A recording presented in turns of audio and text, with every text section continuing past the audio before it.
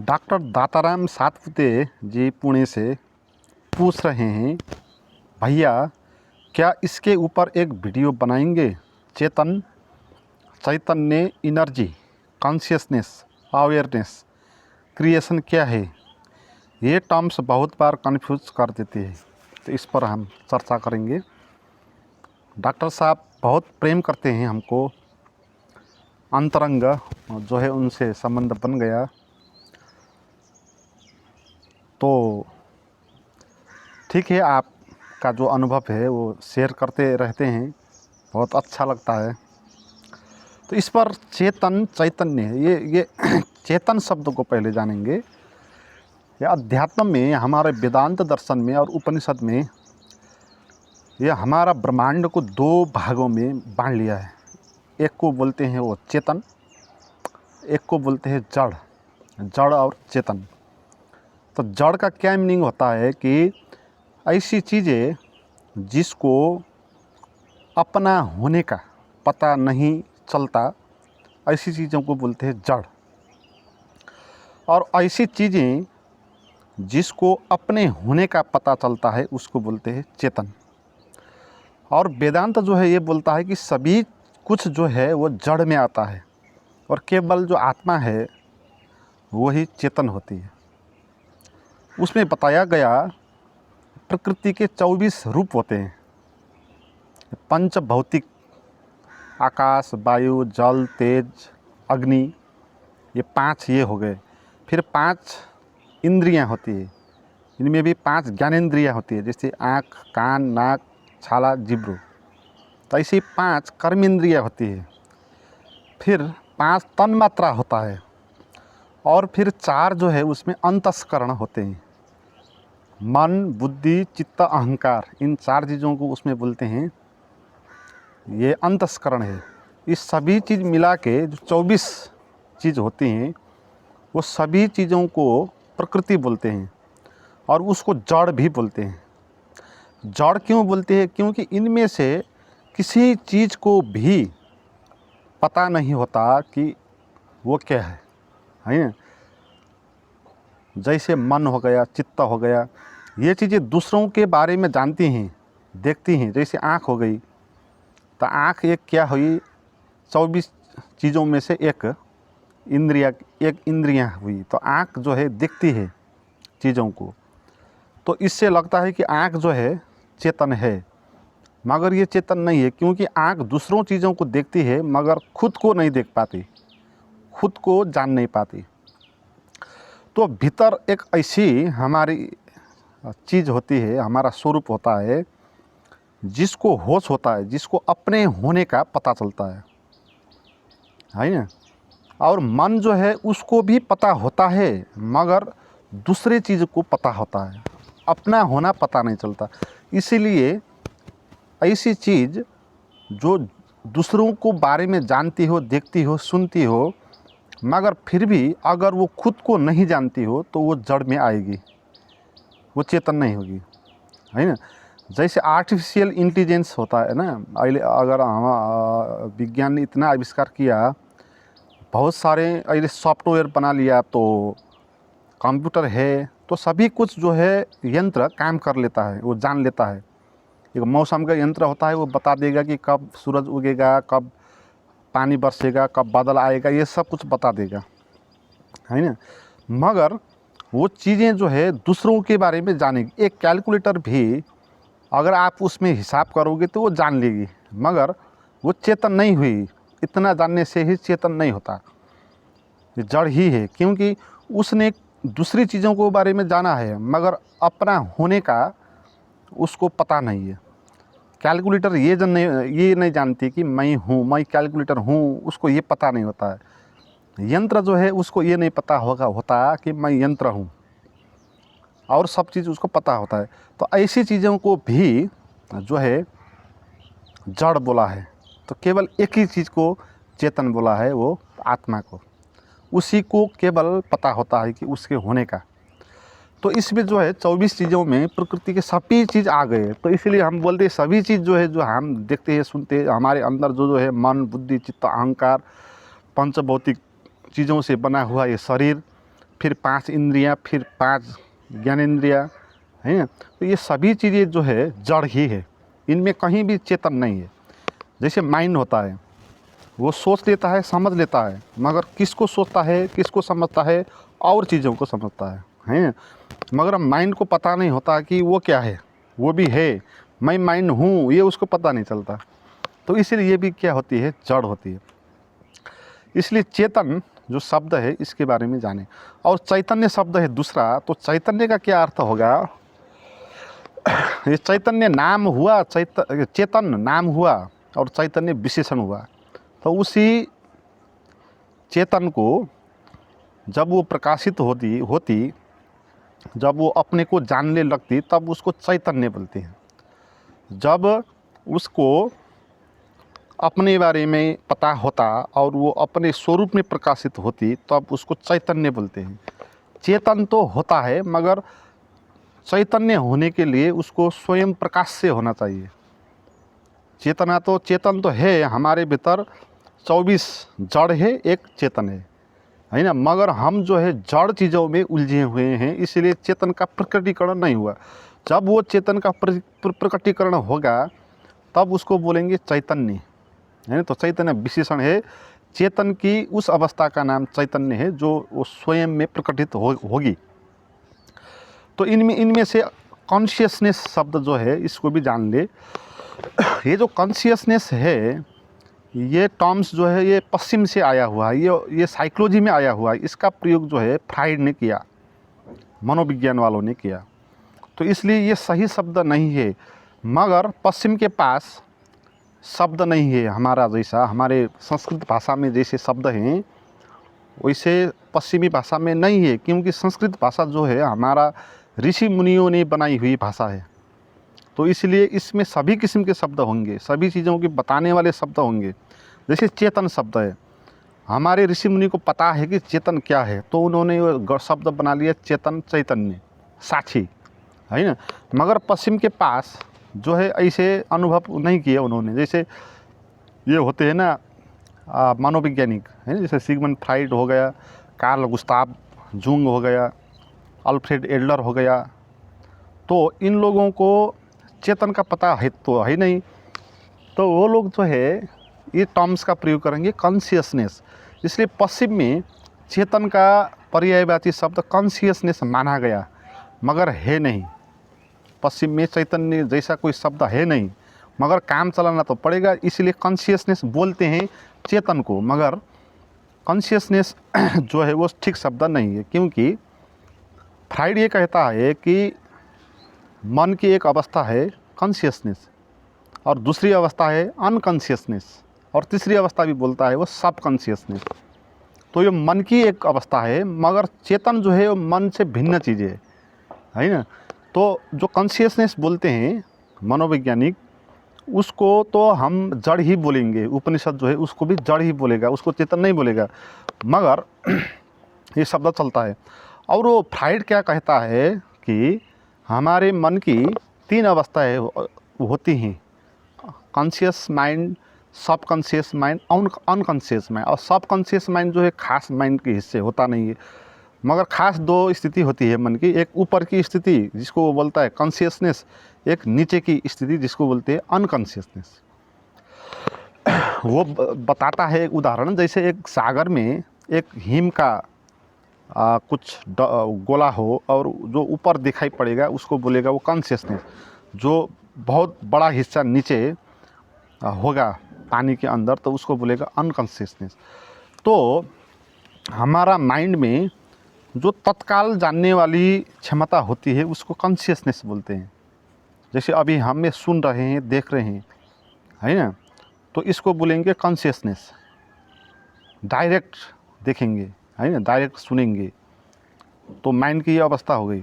और फिर दूसरी अवस्था ये होगी जो अंदर, जो हमारे अंदर जो दबी हुई विचार है, छवियाँ है, जब उनके बारे में विचार चलेंगे तो उसको बोलेंगे अनकॉन्शियस।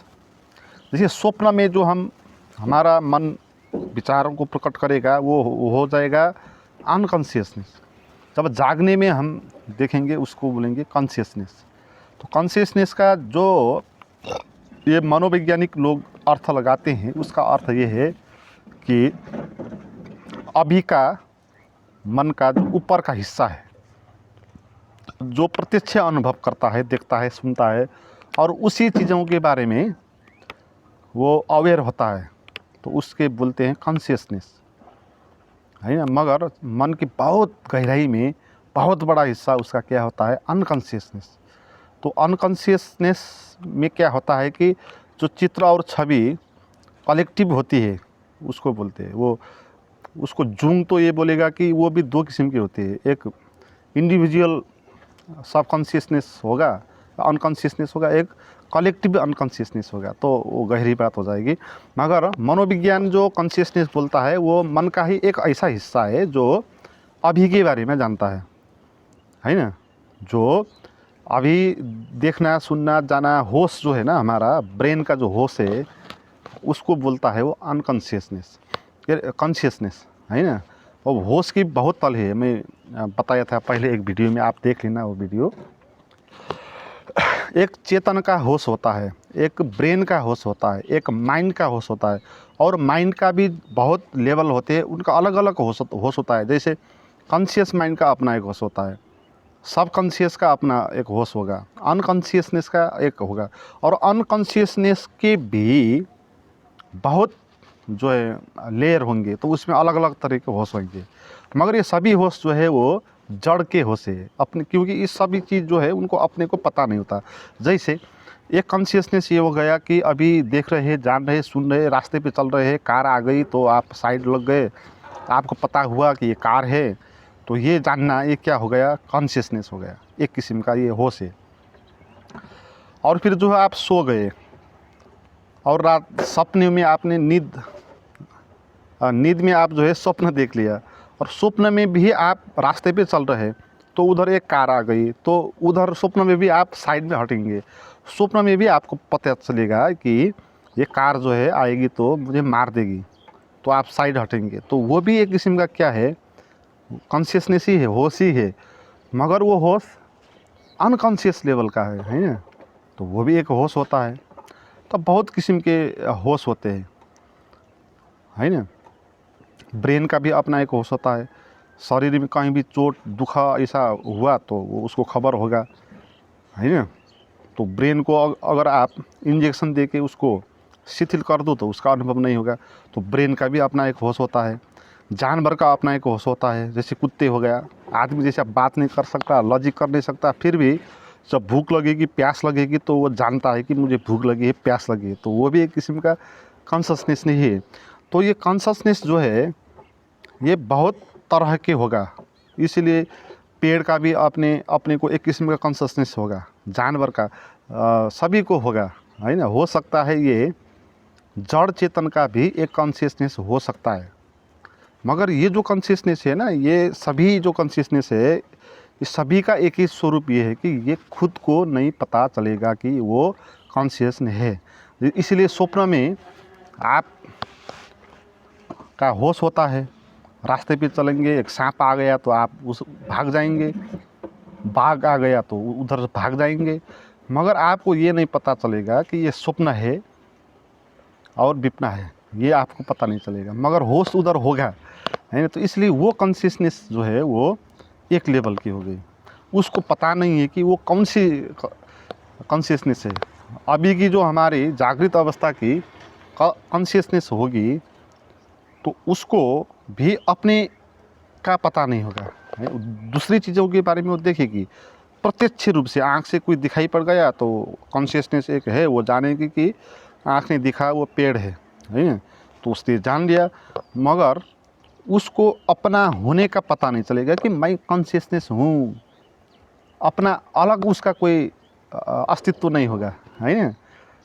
उसका अस्तित्व कैसा होगा, दृश्य, दृष्टा और नॉलेज, तीनों से मिलाकर होगा, जिसको त्रिपुटी बोलते हैं शास्त्र में, है ना।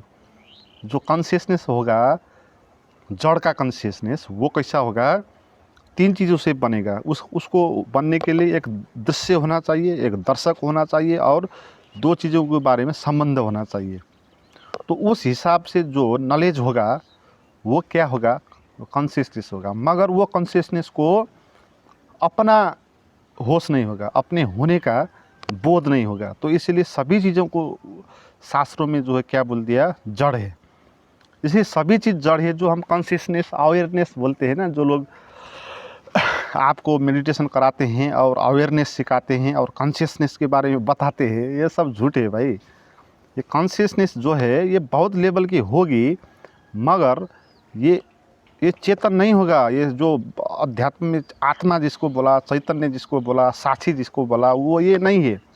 साक्षी और चैतन्य ऐसा है कि वो दूसरों चीज़ों को बारे में उसको होश नहीं होगा, मगर स्वयं को होने का होश होगा। जो जड़ की कॉन्शियसनेस है उसमें ये होगा, वो दूसरों चीज़ों के बारे में उसको पता होगा, मगर खुद के बारे में पता नहीं होगा। और जो असली चेतन है, चैतन्य है, उसको क्या होगा, दूसरों चीज़ों के बारे में उसको पता नहीं होगा, अब अपना होने के बारे में उसको पता होगा। जैसे अंधकार है तो आपने लाइट लगा दिया, तो लाइट को ये पता नहीं होगा कि अंधकार है, मगर लाइट को अपना होने का उसको मालूम होगा। मगर अंधकार को नहीं जान पाएगा लाइट, क्योंकि जब लाइट पड़ेगी तो अंधकार नहीं होगा। तो ऐसे ही जो चेतन है उसको भी कुछ भी पता नहीं होगा। ये 24 चीज़ें जो बोले ना जड़ की, ये कोई भी चीज़ नहीं जान पाएगा चैतन्य, क्योंकि वो स्वयं को जान पाएगा। और जब वो उसका चैतन्य होगा, जब प्रकट होगा, तब कुछ भी चीज़ नहीं बचेगी उसके आगे। जैसे लाइट आएगा तो कुछ भी अंधकार नहीं बचेगा, तो ऐसी स्थिति होगी। तो इसीलिए ये कॉन्शसनेस जो शब्द है, इसने बहुत भरमाया हुआ है लोगों ने, है ना। वो अपना माइंड का जो देखने सुनने की पावर है उसी को कॉन्शियसनेस बोलेंगे और उसी को बढ़ाने में प्रैक्टिस करते लगेंगे, मगर वो सब जड़ का ही होगा। जड़ ही जड़ को अवेयरनेस करने के लिए लगेगा। और ये अवेयरनेस जो शब्द है ये भी इसी हिसाब से बना, ये पश्चिम से ही बना। ये होश जैसा है। अवेयरनेस का मतलब ये होगा कि किसी चीज़ के प्रति जागना, है ना, उसको जानना। और ये अवेयरनेस फिर कॉन्शियसनेस का अवेयरनेस होगा कि चेतन का अवेयरनेस होगा, ये जानना चाहिए। कॉन्शियसनेस का अगर अवेयरनेस है तो वो झूठ होगा, वो अवेयरनेस होगा नहीं। और चेतन का अवेयरनेस है तो वो सही अवेयरनेस वाला होगा। और चेतन जब जागेगा, है ना, तो उसको बोलेंगे अवेयरनेस। चेतन सुप्त था पहले, अब जागा, है ना। मगर माइंड भी अवेयर हो सकता है ना। माइंड भी, स्वप्न में भी हम अवेयर होते हैं ना, मैंने बताया स्वप्न में भी सांप आ गया तो आप अवेयर हो जाते हैं। तो माइंड का भी अवेयरनेस होगा, मगर उस अवेयरनेस की बात पूरब ने नहीं की है। मगर पश्चिम ने जो अवेयरनेस की बात की है वो वही कॉन्शियस माइंड की अवेयरनेस की बात की है ना। तो इसीलिए पश्चिमी जो शब्द है उन शब्दों ने बहुत भ्रमित कर दिया लोगों को, क्योंकि वो शब्द जो है वो बना है भौतिक दुनिया के बारे में, विज्ञान के बारे में।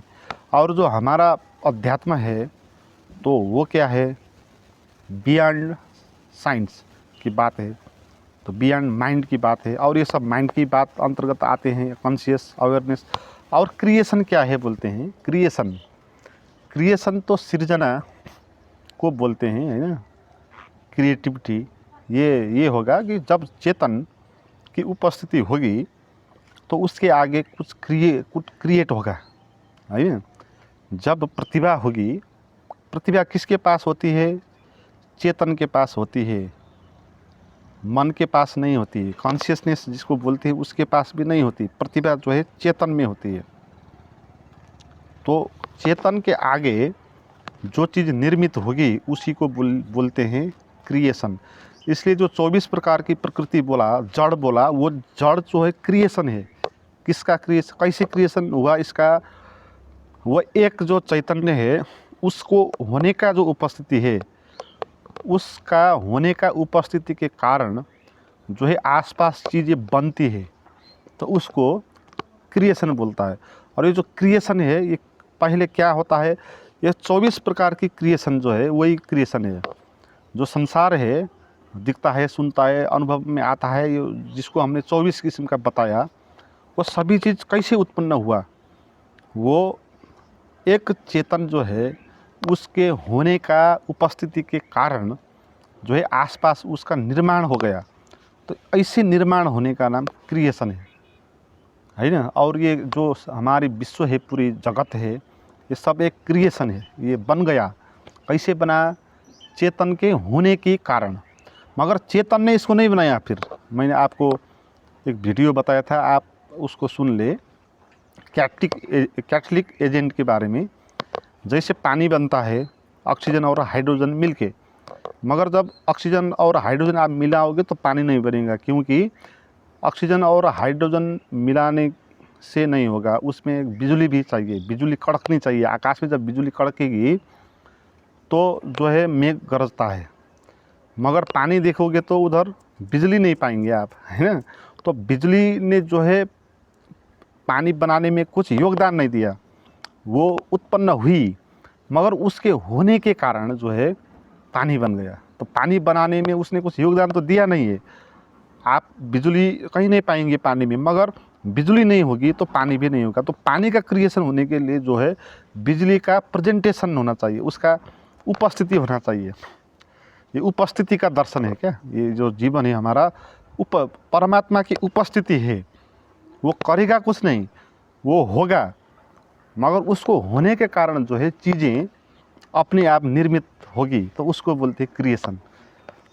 तो मित्रों, प्राइवेट वीडियो सुनना चाहते हैं और ध्यान के गहराई में जाना चाहते हैं तो डिस्क्रिप्शन में व्हाट्सअप नंबर दिया हुआ है, उस पर मुझे बात करें और ध्यान के गहराई में जाइए। आज के लिए इतनी, थैंक यू।